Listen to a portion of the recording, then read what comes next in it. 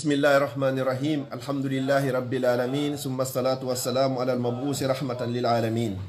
Hande hiɗen hadis capannay e jeetati.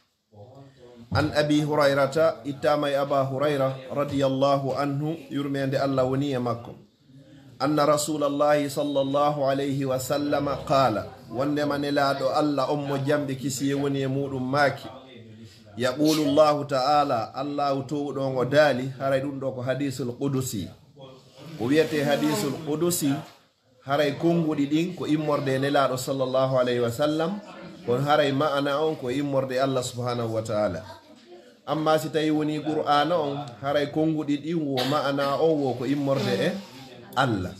Si woni hadisun sharif haray konguɗi ɗin e ma'ana on fu haray ko immorde nelaɗo sallallahu alayhi wa sallam. Mi fillito Qur'ana on konguɗi ɗiwwo ma'ana on wo ko immorde Allah. Hadisul qudusi haray ma'ana on ko immorde Allah, konguɗi ɗin ko immorde nelaɗo sallallahu alayhi wa sallam. Si woni noon hadisun sharif ɗon haray konguɗi ɗin e ma'ana on ko immorde nelaɗo sallallahu alayhi wa sallam.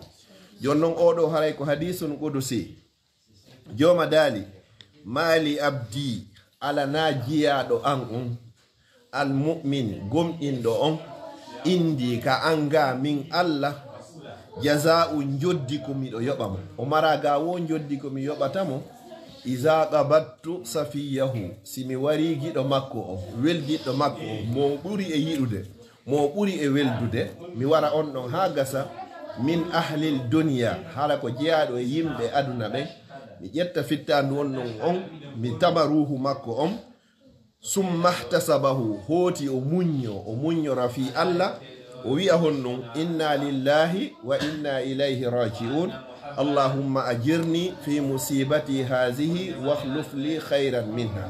O wowlangol konngol ɗo so wowli ɗum ɗo Allah inni mi mara hay joddi hunde ko mi yoɓoyamo ka anga illa aljanna sina natugol aljanna. Haray noon goɗɗo so heɓi sok o heɓi sohola fatunde musiba kala ko heɓi koyo wonugol konngol ɗo o inna lillahi wa inna ilayhi raji'un nde laabi tati o watta ɗon allahumma ajirni fi musibati hazihi wakhluf li khayran minha.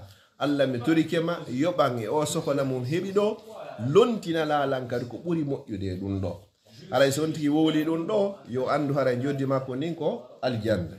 Haray na yon tigi wullu hatuma nde ronki wo si wowla haray ka sadamatul ula si wonti nani ɗon tun ka inna ɗon goɗɗo maayi o ɗon wonti wontagol konngol ɗo haray na wulla fesa linta tentini noon ka bange sonnaɓe ɓen inchallah.